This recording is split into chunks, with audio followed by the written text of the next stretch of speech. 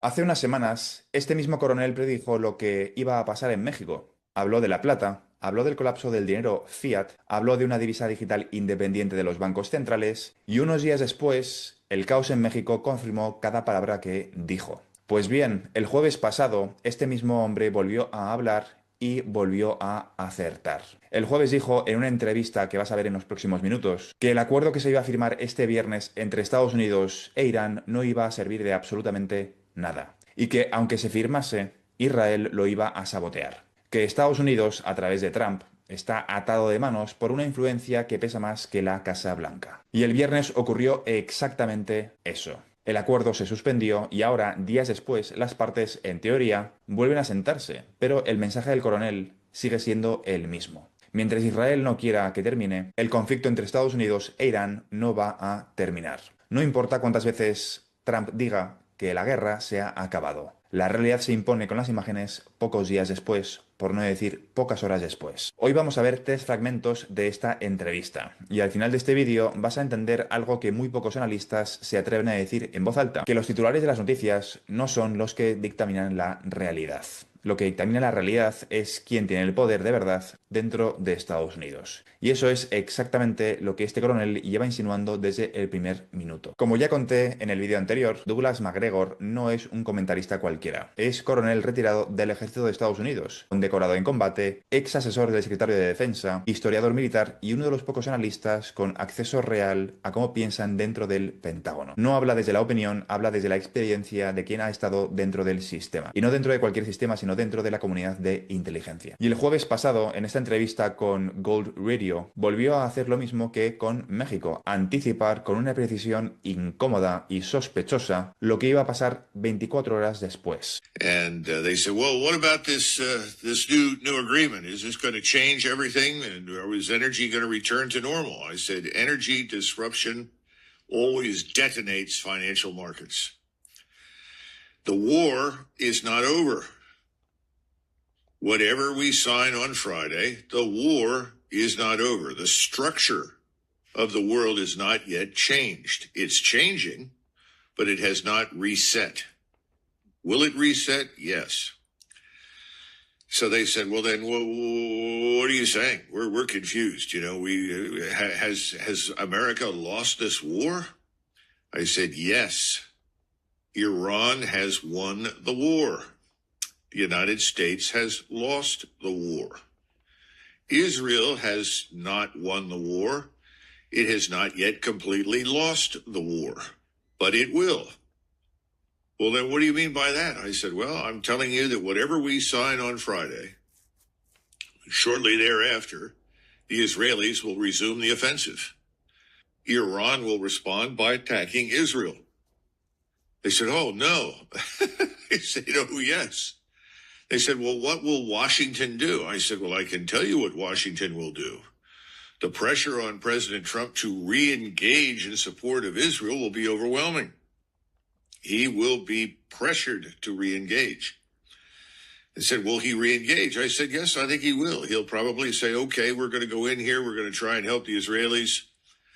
But then he's probably going to say, we can't stay in this. We cannot stay in this."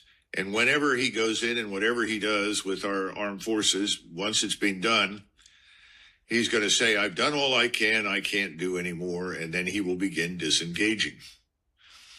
And everyone was in a state of shock. Said, "So you mean the United States Armed Forces have lost?" I said, "Yes, absolutely. This was inevitable. There's an old expression, a ship is a fool to fight a fort." You know, you could have brought the entire United States Navy along with the naval power of all of our allied nations, and we still would have lost. The topography, the geography, all of it was against us. And the Iranians have mastered the real revolution in military affairs. That is, they've linked all the space-based and terrestrially based surveillance, intelligence, reconnaissance platforms to these thousands of ballistic missile platforms and cruise missiles and unmanned systems. And we can't possibly destroy them all, and they can reach all of us long before we reach them. Esto se publicó el jueves.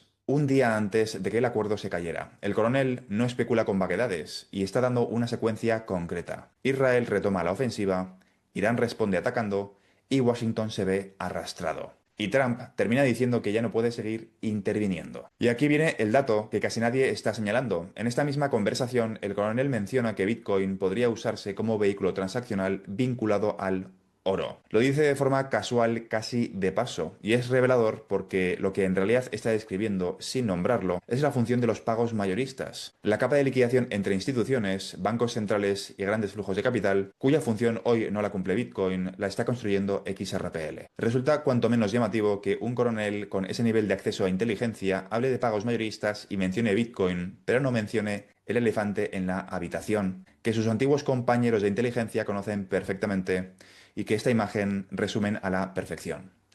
Ripple, una compañía con un consejo de administración compuesto por exfuncionarios de alto nivel de gobiernos, banca central y organismos regulatorios internacionales. No hace falta que lo diga explícitamente. El terreno se está preparando y los protocolos que están construyendo la infraestructura de pagos mayoristas para instituciones ya están ahí, trabajando en silencio mientras el debate público se queda en Bitcoin. Esta guerra está lejos de acabarse y cuando lleguemos a un nuevo Bretton Woods 2.0, es bastante probable que todo aquello que ha estado involucrado en el proceso de negociación no sea elegido como mecanismo final. Si Irán empieza a exigir Bitcoin y Tether, independientemente de que sea cierto o no, simplemente basta con que los medios de comunicación lo repitan, es bastante probable que Trump lleve la dirección contraria, que decida tomar un argumento contrario a lo que exija Irán, simplemente para evitar ser percibido como la posición débil de esta negociación. Cuando anuncien un nuevo Bretton Woods 2.0, el día que lo anuncien no será el día que lo decidieron. El equipo de Trump está demoliendo de forma controlada el antiguo sistema financiero para implementar uno nuevo y convertir a Estados Unidos así en la capital cripto del mundo. Poco a poco, mientras introducen a Bitcoin y a Tether en la conversación, van moldeando la percepción del público para acostumbrarles al hecho de que el dólar va a dejar de ser utilizado como mecanismo de liquidación. Esto hace unos meses parecía impensable y estamos abiertamente hablando de que las funciones del dólar van a ser sustituidas. No el dólar en sí, sino sus funciones. Ya se introduce la capa de activos digitales. Y tienes que preguntarte quién está mejor posicionado para cumplir ese rol. Lo que es evidente es que están moldeando de forma progresiva la percepción del público. Lo que antes era ciencia ficción, ahora deja de serlo, hablar de un nuevo petrocripto, y Estados Unidos, desde mi punto de vista, ya ha escogido al ganador.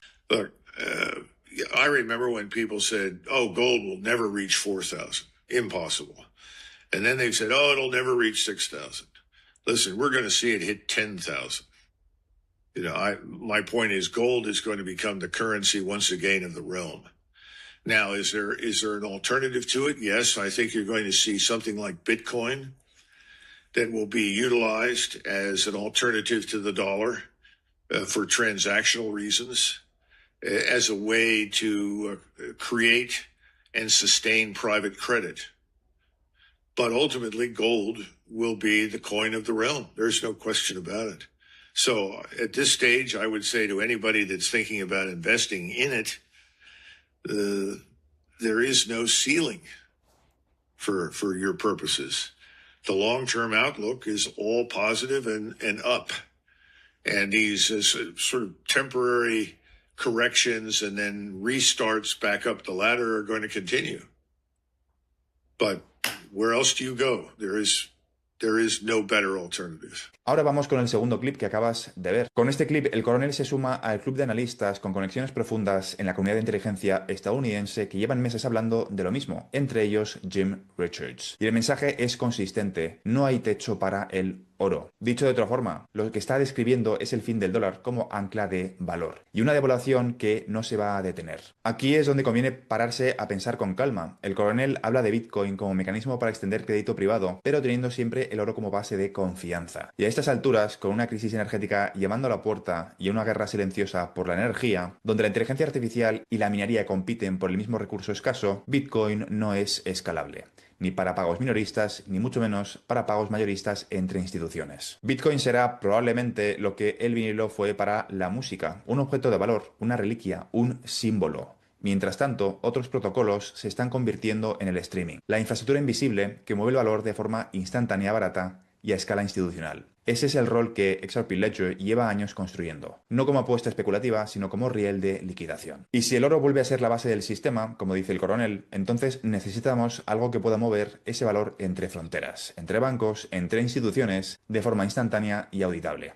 Eso es exactamente lo que describen los marcos de pagos mayoristas que organismos como el BIS y el FMI llevan tiempo documentando. El oro como ancla de confianza y la tecnología de contabilidad distribuida como riel de movimiento. Which is one of the reasons he never wanted the war to begin with.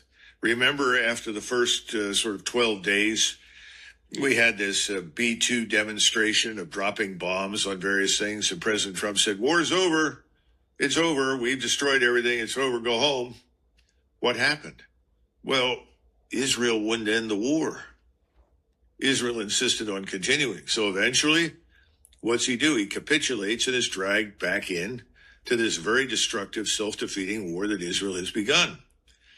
Then we go through this phony pause, phony ceasefire, whatever you want to call it, the on-again, off-again blockade. And now Israel wants to resume the war.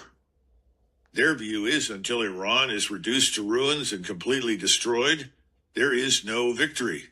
And Israel can't survive not destroying Iran. Either Israel survives or Iran survives. But he's come back now and said, no, wait a minute. I didn't sign on for the chaos that you've created. I can't support unconditionally the mass murder of everyone in the region you don't like. I've covered your mass murder in Gaza. I've covered for your mass murder in Lebanon. I can't cover anymore. Now we'll see what happens. I think President Trump is in a confrontation with the Israel lobby. It's billionaire contributors inside the United States who put him in office. I think their demand is clear and unambiguous. They want him to go back and finish the job. That's what the argument is. You got to go back and finish the job. In other words, bomb everybody that's there into the Stone Age. He doesn't want to do it. It's not a question of emotional commitment to the people of Iran. That's all nonsense. He doesn't want to do it because it could destroy the global economy. He knows that now. So what he will try to do is insulate the United States from what happens between Israel and Iran.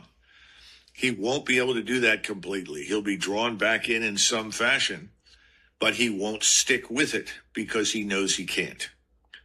So that's why I'm suggesting that, oil prices are going to go back up. You're going to go back up over $100 for oil. I don't know if it'll go to 140, 150, or even higher. It all depends on how violent this next episode turns out to be. But the point is that structurally inside the United States, nothing has changed. He still is obligated to the people who put him in office. And that's the Jewish lobby, the Israeli lobby, and the billionaires. He can't simply ignore them. And if he does, who knows what could happen. Acabas de ver el tercer clip.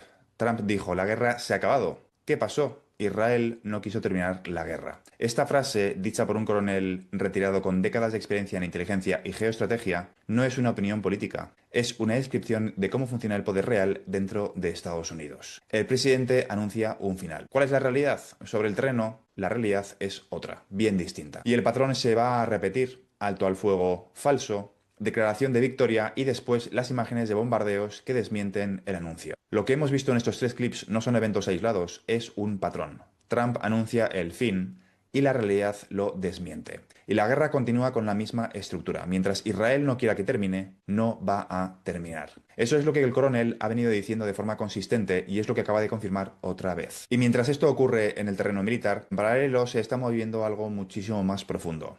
El petrodólar, que ha sido la base del sistema financiero global durante 80 años, está llegando a su fin según el propio coronel. El oro vuelve a ocupar el lugar de ancla de confianza. Y la pregunta que de verdad importa no es cuándo va a pasar esto, sino con qué infraestructura se va a mover ese nuevo sistema de pagos mayoristas. Un nuevo Bretton Woods viene de camino. Un nuevo orden monetario internacional se está preparando mientras vemos en tiempo real cómo se desmantela el anterior. Y en ese nuevo sistema el oro vuelve como base de confianza, pero el oro físico no se mueve fácilmente entre fronteras. Necesita un riel digital, auditable e institucional para circular. XRP Ledger es uno de los protocolos diseñados exactamente para esa función. No el único, pero sí uno de los más avanzados en pagos mayoristas transfronterizos. Y ni mucho menos es